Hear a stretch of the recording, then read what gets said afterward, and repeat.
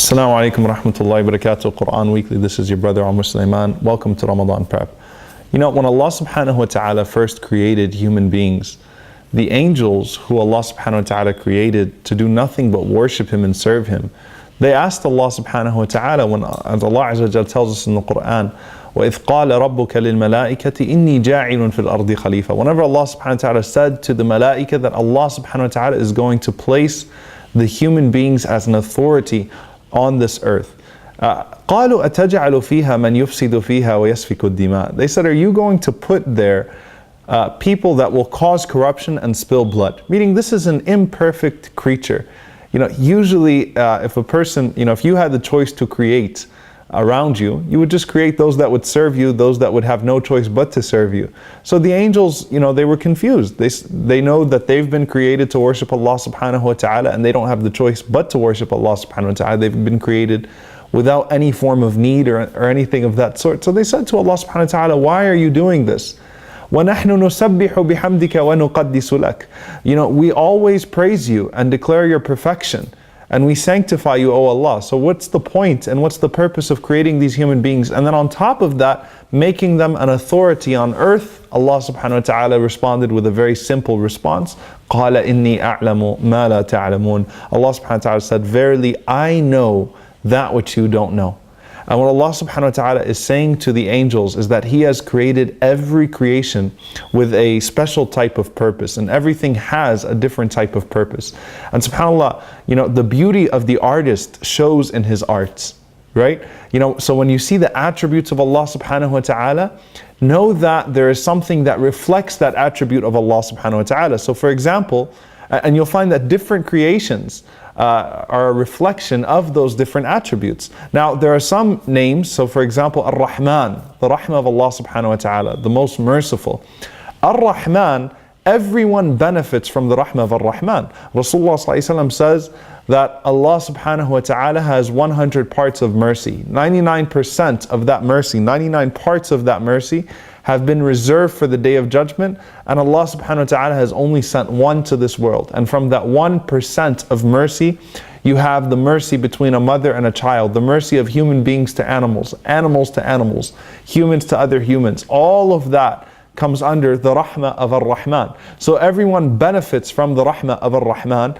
His Rahmah is reflected in every dealing of compassion and mercy and all forms of love and expressions of love that we have in this world.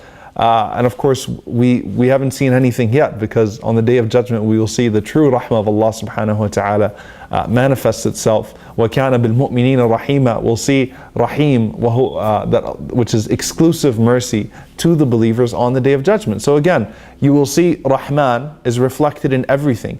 Allah subhanahu wa ta'ala allows even those that deny Him to live happily in this dunya.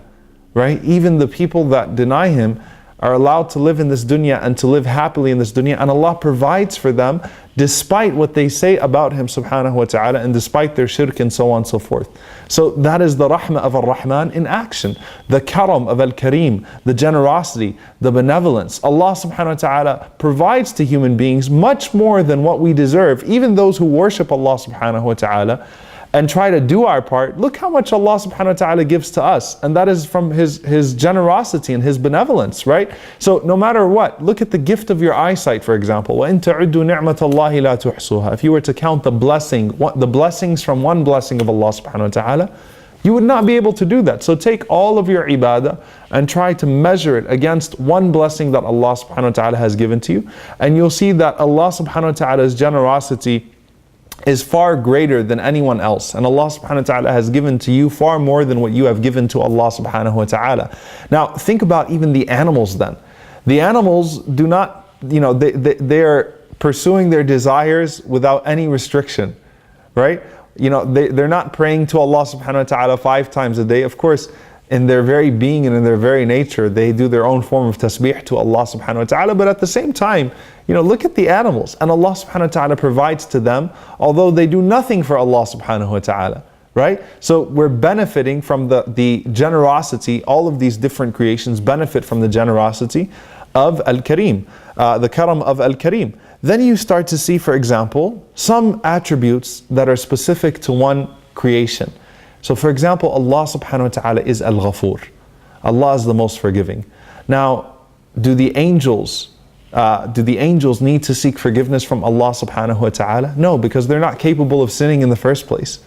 And then you have, on the other hand, the animals who will not be held accountable. So they don't need to seek forgiveness from Allah subhanahu wa ta'ala either. So who benefits the most from Al-Ghafur? We are in need of Al-Ghafur. So you see the action, you see the expression, the manifestation of Allah subhanahu wa ta'ala's forgiveness whenever He allows us to seek His forgiveness, and Allah subhanahu wa ta'ala is willing to overlook all of the sins that we do because we have turned back to Him seeking forgiveness. Allah is Al-Halim, He's forbearing. Allah subhanahu, forbearing, Allah subhanahu wa ta'ala does not punish us right away. Now Allah subhanahu wa ta'ala, again, the angels, they don't sin in the first place. So Allah subhanahu wa ta'ala is Halim for who? Allah is Halim for us. Right? So these attributes express themselves in these various creations, just as beautiful art shows the beauty of the artist. And so we see the names of Allah subhanahu wa ta'ala and His attributes. So with that, again, each creation has its own specific purpose, its own specific function. So we see, for example, animals, again, they pursue their desires without restriction. So let's look at the wisdom of the creation of the human beings. The animals pursue their desires without restriction. The angels have no desires. All they do is they love to worship Allah subhanahu wa ta'ala. They've been created to worship Allah subhanahu wa ta'ala, and they love the ibadah of Allah subhanahu wa ta'ala, and that's why they even come to us and surround us when we're worshiping Allah subhanahu wa ta'ala. And they support us whenever we're worshiping Allah subhanahu wa ta'ala. And they take our names to Allah subhanahu wa ta'ala when we worship Allah, because the angels just love ibadah. That's all they care about. So you have opposites. Then you have the animals. The animals have to eat, they eat, they drink, they sleep, and they mate. Whereas angels do none of the above. Right? The angels don't need to eat and drink, they don't need to sleep, and they don't need to mate. They worship Allah subhanahu wa ta'ala, and they do what Allah subhanahu wa ta'ala has commanded them. So they don't have any form of need. Now, where do we fall into this whole equation as human beings? Al-Imam Ibn al-Qayyim rahimahullah, he says very beautifully. He says Allah subhanahu wa ta'ala has created angels with purpose but with no desires. And Allah has created animals with desires and no purpose. And Allah subhanahu wa ta'ala created man with both purpose and desires. Therefore, when a person's purpose is stronger than his desires, he becomes like an angel. He becomes closer to being an angel. And on the other hand, if your desires are stronger than your purpose, then you become closer to being an animal. And these are the beautiful words of Al-Imam Ibn al-Qayyim rahimahullah. So you've got these two bars basically. Where do you go closer to? What do you incline towards as a human being? Do you incline towards more of being an angel or more of being an animal? And subhanAllah, one of the and that purpose that Imam al-Qayyim rahimahullah is talking about is the purpose that Allah subhanahu wa ta'ala says in the Quran, وَمَا خَلَقْتُ الْجِنَّ وَالْإِنسَ إِلَّا لِيَعْبُدُونَ. The only reason I have created human being and jinn is to worship me. Now think about it, Allah subhanahu wa ta'ala legislated upon us 50 prayers initially. And it's from the mercy of Allah that He took it down to 5. Imagine if we had to pray 50 prayers a day. We wouldn't have time to do the other stuff. You wouldn't have time to be watching this Quran Weekly video right now. You wouldn't have time for Facebook. You wouldn't have time for anything. You'd just be doing salah all the time. From the mercy of Allah, He allowed that 5 to cover the 50. But it shows you our purpose, right? We're here to worship too. But you know what else? SubhanAllah, from the fawaid that Imam al-Qayyim rahimahullah mentioned, the beautiful things that we can derive from this, is the fact that you'd still find human beings who have the choice to live out their empty desires or to worship Allah subhanahu wa ta'ala like the angels. And you will still find a group of people that will choose worship over desire. Shows you the power of Allah subhanahu wa ta'ala's love. And you know what? وَالَّذِينَ آمَنُوا أَشَدُّ حُبًّا لِلَّهِ. Those believers, that special group of people that choose worship despite having the choice, that choose to free themselves from those other desires despite having the choice, and only to moderately engage in those things, from the mercy of Allah subhanahu wa ta'ala that He allows us to do that without excess and denial, without ifrat and tafrit. It's the mercy of Allah subhanahu wa ta'ala. But the fact that you still have human beings that choose that, and you know what? They derive enjoyments from that. And the way that a believer loves Allah and loves to worship Allah is so much stronger than the way that any human being will love anything else. Is so much stronger than any other desire. The desire to achieve the ridwan of Allah subhanahu wa ta'ala is so much stronger. What person of purpose can you find that would outmatch Abu Bakr as-Siddiq radiallahu anhu in his purpose to try to find the love and pleasure of Allah subhanahu wa ta'ala? So this shows you the power of Allah's love, the power of ibadah, and the superiority of ibadah over all of those empty shahawat. And that's why Imam al-Hasan al-Basri rahimahullah, he said something very powerful. When he says that Allah subhanahu wa ta'ala says, وَلَقَدْ خَلَقْنَا الْإِنسَانَ فِي أَحْسَنِ تَقْوِيمٍ, that Allah created the human beings with the best creation.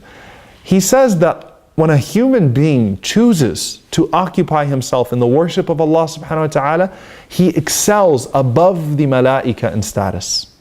That's Imam Hasan al-Basri, by the way, Sayyid al-Tabi'een. It's not a modern day scholar that's making up a philosophy. Okay?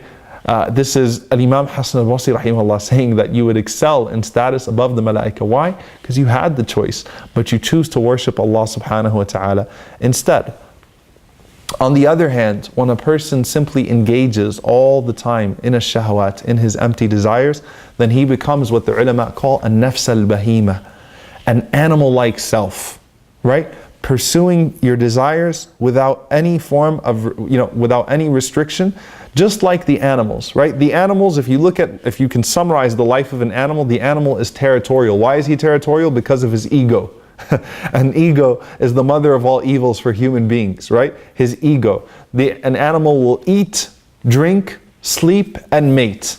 And you'll find human beings that do nothing more than that. The reason why they earn money is to occupy more territory, to feed their ego, so that they can buy nicer food, so that they can mate, and that they can sleep. That's the reason why we make, that's the purpose, the limited scope and purpose of some human beings that have neglected the ultimate purpose, which is to worship and please Allah subhanahu wa ta'ala and serve Him. And Allah subhanahu wa ta'ala says in the Quran, in Surah Al-A'raf, وَلَوْ شِئْنَا لَرَفَعْنَاهُ بِهَا. If we willed, we would have exalted all of them with that. Just like the angels, we would have forced them to worship Allah subhanahu wa ta'ala and not given them a choice. And we would have exalted their status with the Quran, with the message that was given to them, with that purpose was given to them. But Allah subhanahu wa ta'ala says, وَلَكِنَّهُ أَخْلَدَ إِلَى الْأَرْضِ. But that person chose to cling to the earth, meaning he clings to the worldly desires, وَاتَّبَعَ هَوَى, and he just follows his empty desires. And Allah subhanahu wa ta'ala says, فَمَثَلُهُ كَمَثَلِ الْكَلْبِ إِن تَحْمِلْ عَلَيْهِ يَلْهَثْ أَوْ تَتْرُكْهُ يَلْهَثْ. And so the example of that person is like a dog. If you chase the dog, then he will be panting, and if you don't chase it, he will be panting. Meaning what? No matter what, the dog's tongue is always out.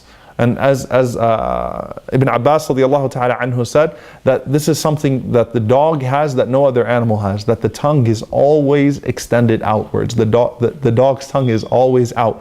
And in essence, Allah subhanahu wa ta'ala is saying that an-nafs al-bahima, a human being becomes like that. Not only does he sin because he's under pressure, because he fell into a hard situation, and he buckled to the pressure, or whatever it is, or he found himself in unfavorable circumstances to strong iman, or whatever it is, right? It's not that, but you get to a point where your heart becomes so hardened that you're planning your sins in advance, that you're pursuing sins that you don't even need. You just feel like it, right? And you don't need any sin, but you're not even pressured it. You just feel like it. You just pursue your desires so emptily that you become like a dog in that way. Wal-'iyadu billah. May Allah protect us.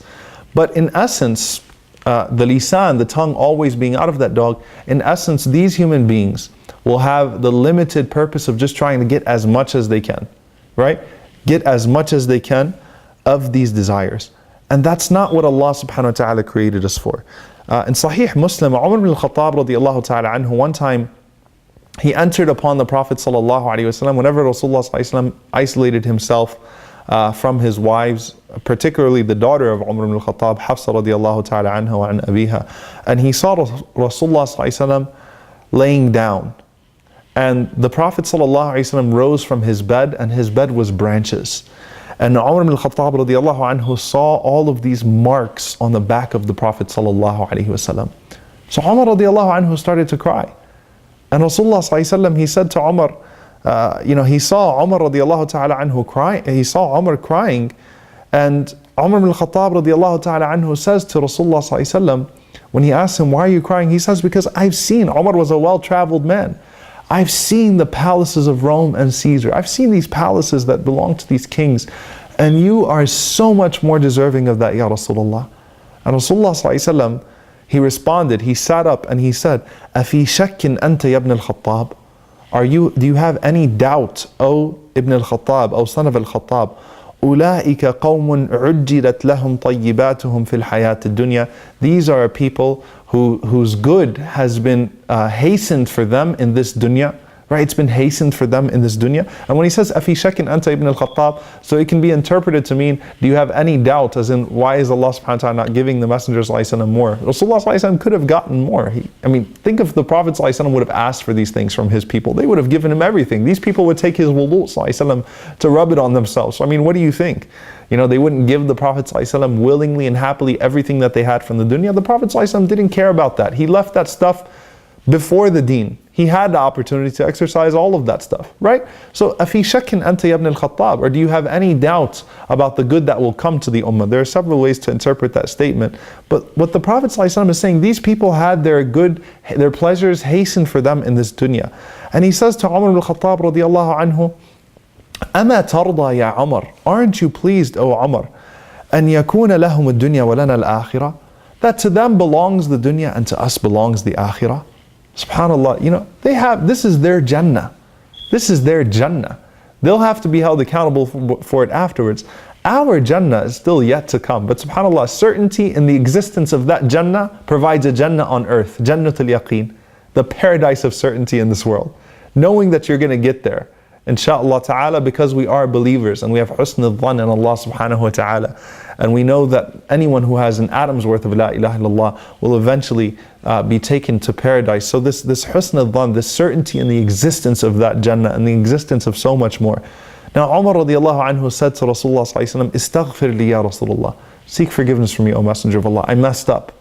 And Rasulullah sallallahu alayhi wa sallam made dua for him and asked for his forgiveness.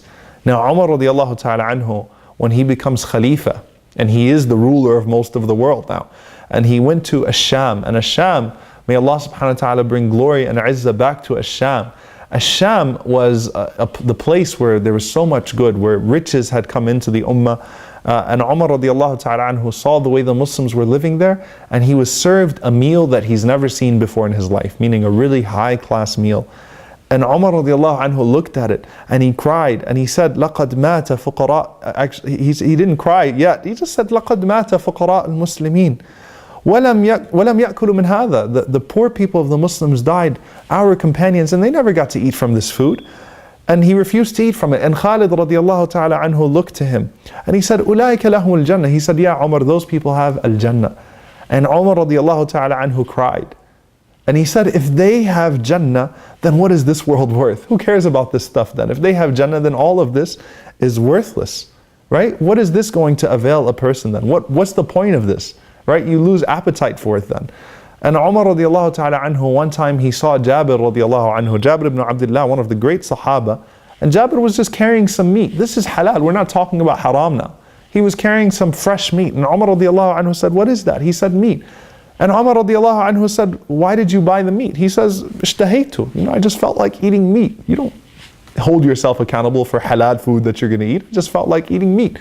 And Umar radiallahu ta'ala anhu says, أَوَ كُلَّمَا اشْتَهَيْتَ شَيْئًا اشْتَرَيْتُ. Is it that every time you desire something, you just buy it? SubhanAllah, it's halal. But is it that every time you desire something, you just buy it? And he says, أَخْشَى أَن تَكُونَ طَيِّبَاتُنَا عُجِّلَتْ لَنَا. He said, I'm afraid that our tayyibat, our pleasures, have been hastened for us. This isn't what we were made for. These aren't the desires that we were supposed to have in this dunya. This isn't what we were supposed to seek. And this is again referring to deprivation of halal. Why would there be deprivation of halal? Number one, you don't really appreciate something unless you're deprived of it, even if it's temporarily, right? And that's why Allah forces us to fast Ramadan. One of the reasons why Allah subhanahu wa ta'ala forces us to fast Ramadan, Ramadan forces you to take that break, and subhanAllah, how much from the halal things, and how much more do you appreciate the halal? How much more do you appreciate that ni'mah of being able to drink water?